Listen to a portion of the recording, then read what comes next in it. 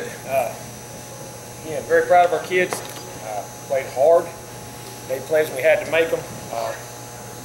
Offense was a heck of a drive at the end. Like I say, that team limited your possession-wise. We only had 8 in the game, and they did a nice job of keeping things off balance. But we bent. Still didn't give up at 17 points, which I think is very critical in the game. Offensively, we had the ball 4 times in the first half, scored 3. The other time was an interception, which we got through our hands, which I still want to see the film on that one a little bit too. We mugged in the second half. We hit a first down, got a penalty, had to punt, backed up, and then we dropped down. We missed a field goal.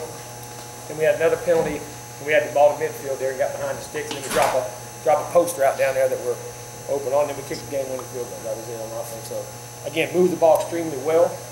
Still got to have that. When you get 8 possessions in a game, that's not very many. The drop post and the holding, were critical plays. The guys don't do it on purpose, but you can't make those mistakes in a tight game like that. But that's what keeps it close. But great job, our team. Tremendous drive to eat the clock and the game at the end. Roberto hits a field goal. We centered it up just like we do a lot of 2-minute drills, and we're very proud of the way we use that. Defensively, the end didn't break. Gave up a couple third downs.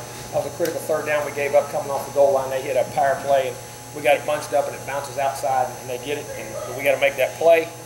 But still proud. They played much better in the second half, but they did a good job. They ran midline, they ran speeds, they ran counters, they ran powers. They did a really good job of scheming in the off week and the things they did. But at the quarterback scramble a couple times, we lost contain. Didn't lose contain. We had a spy on him, and he got caught up inside. But we had, and Roberto even had a missed field. We had a high snap, which threw a timing off. We got a missed field goal. But in games like that, when you don't get many possessions, they're always going to be close games. And very proud of our team, the way we competed in the game, played well, did a good job on third down, scored in the red zone when we got down there. When we got chances to get down there, I thought Casey punted the ball well. I think we only punted though once or twice in the game, if I'm not mistaken. Twice, and where we're at. So proud of it. Heck of a football game, fun one to watch, I guess. But that's the way they go. And again, I'm very proud of our team, the way they competed and played very hard. Got to continue to get better. So what happened for shots in there? He got hit right there and they stunned. They were just scared he might have broken the bone right there in the elbow. And they took that shot, so they just went in and did a quick X-ray. So he was all right. Just hit him real hard. Jake panicked. Jake's like a fan. Right back on the trail. He seemed to still be favoring though. He did. He took a shot. He took a shot on that bone. So we went in and checked it out. I mean, make sure that there was no damage and he could come back. There was no breaks or anything. He just took a good shot. That's how tough he is. Oh, it's tough to come back. And again, he broke the all-time yardage receiving record of a guy that's lasted since 1969. Is that right? Or 70? What was his? That record's 40-some years old. The all-time receiving yardage record from that part. I mean, the shot broke. He has the catches now. He has the yardage. And one left with the touchdowns. I mean, that guy's a heck of a player, man. Thought our seniors stepped up good again. He and Nick and those guys up front and off on the line ran the ball at the end of the game. We really had to run it. Protected well, except for a couple of those holding plays.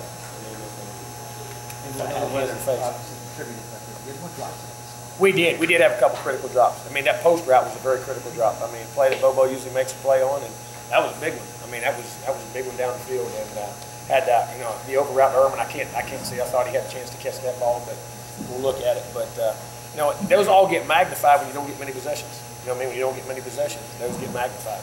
Coach, some of the fans said they were glad there was a game today in the aftermath of the shootings because it helped the process. What's it mean to you to win a game and sort of help that process? Well, I mean, that again, a game is nothing compared to what happened the other day. And again, our thoughts and prayers and everything about Florida State, our condolences go out to everyone. But, again, I think it is a little, athletics has a way of starting a healing process. And that's a heck of a one to heal on right there as far as the excitement and just watching battle and fight and scratch and claw and stay there. So, I think athletics is so big for your community. People, I don't know if we truly, even me, who's been in it my whole life, I really don't know if we really appreciate how much athletics really holds a community, universities, cities together because they rally behind them so much. And I'm glad that hopefully we can give a little comfort to some folks that were really suffering. Jimbo, you mentioned you were pleased with the pass protection. How much has that helped Candace the last couple weeks? It has. I mean, we had a couple breakdowns when they started coming all out blitzing some things, and that's going to happen. But he's feeling much more comfortable in the pocket, getting balls and driving them in the ball, getting it out of his hand. Makes your read so much better because when they get clean, you can get through your progressions. You know what I'm saying? And your decision making, it really helps. Jimbo, 2 straight games, Dalvin's had key runs in the last drive for you guys. Talk about what you did. Well, I mean, and we blocked well, and he just has that knack. Carlos ran well in the game, and then Dalvin hit those big runs, and then we were checking it back and forth. He let neither one of them have it right there, and Carlos did a great job blocking, being himself. You know, how about a senior doing that? Hey, I don't care if that guy's running it, I'll block. Again, it talks about our team, but you know, Dalvin's going to be a heck of a football player. He's really developing into that. Some people say you're already is. Jimbo, Rashad, obviously he gets a lot of recognition around here, but you don't ever hear like him for Heisman and all these things. And it's the Derek Jeter syndrome.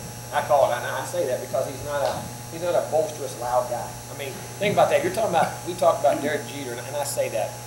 Guy never won an MVP, never won a lot of individual awards. But you look at his numbers, and all his teams did was win, and he was a large contributor and made the play at critical times in the games. To me, that's what a truly great player. I mean, that's the greatness, you know. And he doesn't want that, right? He just as well, y'all did. He just wish he didn't have to come up here. I mean, not that he didn't like it. He just, you know, he's just a quiet guy. He just pack his stuff, go home, get ready to play next week. You know, and that's just Rashad. He dropped a touchdown pass early. Yeah, he did. Those things, he just shakes them off. He shakes them off. And it was just a hair. I mean, it was just good timing, you know, right there, and it could play. But you know that when you have that much, as I call it, it's not false confidence. You know what I'm saying? Guys can get up and down with drops and catches when you're young. If as I call it, whistle by the graveyard confidence. You know what I mean? I got it, but then you got. And he and Jameis is like that too. You know what I mean? Even if they make mistakes, okay, we're going to get this right. There's true confidence in their abilities. Hey, Jimbo, can a game like this be just as much, give you just enough momentum going into next week? Oh, no doubt. Victory would, maybe even more. No, I mean, we're going to battle. These games are going to be dog fights. People are going to try and be the one that knocks us out, knocks us off. Got nothing to lose. Going to play. They're going to play hard, but learning to play in a physical game, learning to play a tightly low-scored game. You know, all those things, it definitely does. Every time you're in those situations, you learn. You got time for a couple more questions? BC's a really tough matchup for you guys in particular, aren't they? Just the way that their style of play? It is their style and getting the ball at the edges, and it's just a different. I mean, they were even running midline. I mean, that's old, bone stuff. But I mean, it's just the old stuff that you don't see very often. But they combine all those things. It's a tough challenge. The 3-point win at home, you're going to hear Saban talk about what he's I mean, we're going to keep playing ball, keep line up, play Florida, and keep doing the same thing. Jimbo, what was the goal with the pistol in the beginning, and then also the no-huddle? Were you trying to accomplish that early? Well, we've been doing a lot of no-huddle, just getting tempo in the game, and then we got a little rhythm and got going, and got a good start. I thought we got off to a really good start. You know what I mean? And we've done that a couple games already, so just things that we felt comfortable with going into the game. And in the last drive, at what point does it become you're going to start setting up?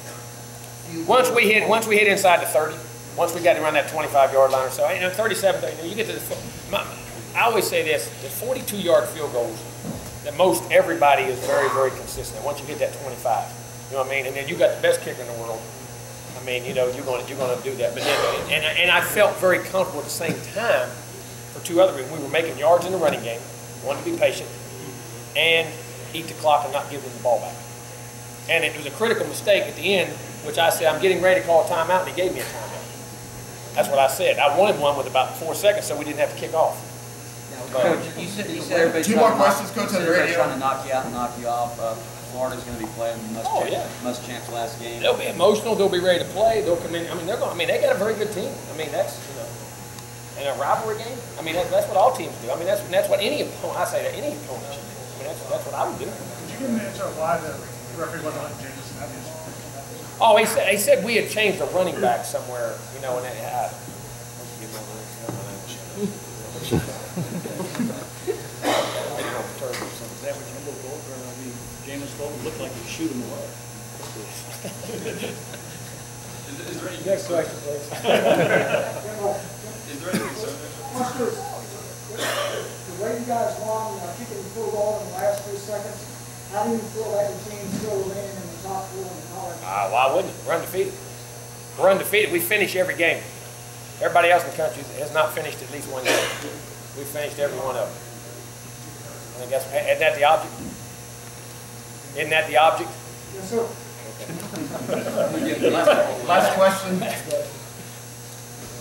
Yeah. I know you wanted to move on from James. Any concern, like just putting your hand on it? Yeah, I don't think you realize he's caught in excitement at the moment. Don't. That's what, hey, you get emotion, you play, man. He didn't realize he thought he could snap the ball. And it was the kind of play we had was based off a quick run up the line and snap the ball.